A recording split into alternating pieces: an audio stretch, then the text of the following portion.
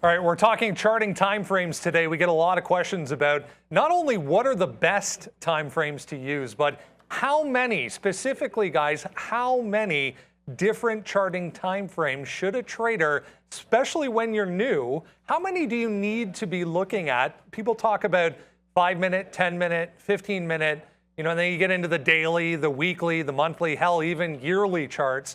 How many timeframes, guys, do we actually need? Well, first things first, I don't think there's a perfect answer, right? Like, you have to figure out what works for you.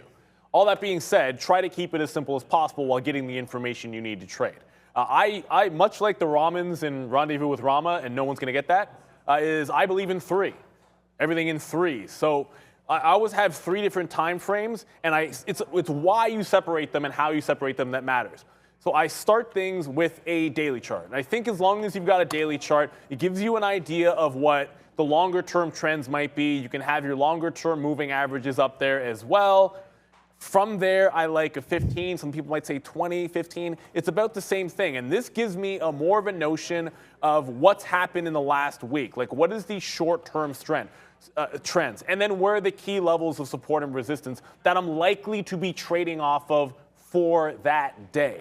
And using video as an example, like you can see, okay, like Friday's bottom, that's our support level. Were it to break this, you've got room down to, the week before, our support down at 55. It becomes pretty clear when you look at that time frame. And then something on the execution level, which will be, some people use a 1-minute chart. I've looked at 1-minute charts. I usually use a 3-minute to actually trade off of. And that's a change I made in the show, which is showing the 3-minute chart if that's what I'm looking at. And it's just for more of your execution. Like, you see the consolidations a little bit better. So I execute and get in when looking at a 3-minute chart. So like a lower time frame for your executions as a day trader, the 15-minute for your support and resistance in the last couple of weeks, a daily for your overall trends. Yeah.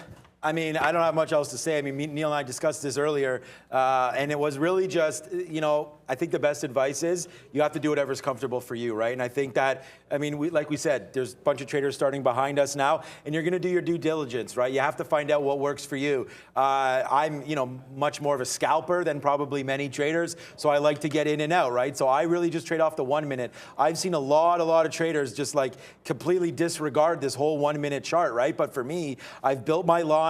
I've got a really good read on a lot of the names that I trade, including Microsoft, which we just took, and this is a 1-minute, like this is a break here, some consolidation, 1-minute break up. Probably doesn't look like anything here on a 20-minute, right? You would never have made that trade on a 20-minute chart. So, that's just something that I like to look at. And just like Neal as well, I use a 20 and a 1. Really, that's it. The daily is more just to like confirm kind of where we are in the grand scheme of things. But I like to look at 20s for peaks and valleys.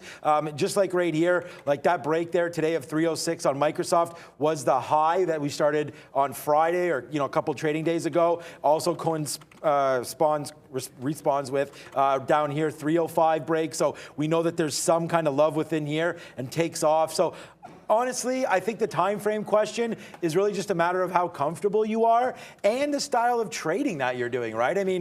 Just on Microsoft right there, because of the fee structure that we have here at Day Trade the World and whatnot, I'm able to scalp this out and be very, very, now can't even find my 1-minute chart, and be very, very profitable on, where is it? On a simple 1-minute chart here, like in and out there, quick, in and out, like made profit, in and out there on a loser, and then held this all the way to the up, just got out at the top again. So it depends on your style, and it also depends on your fee structure, right? Are you swing trading? Do you pay the $10 a trade? Yep. Like, you're not going to be able to make it. Today on AMC, I have over 100 trades, right? Look at my trading on AMC. You wouldn't trade this like a maniac like this. Long 21, long 22. Look at all of these outs here. Like, it's crazy. Over 100 fills on AMC today alone, right? But I'm playing off the 1-minute chart. So I do like to make quick in and out trades. So I feel like the right answer to this is back testing, and as much as you're comfortable with it, Neal and I will trade different styles, but we do use similar charts. So, find what's comfortable for you, find what works, and go from there. I love those points. Don't be afraid to take the time, guys, to try different things. Try adding,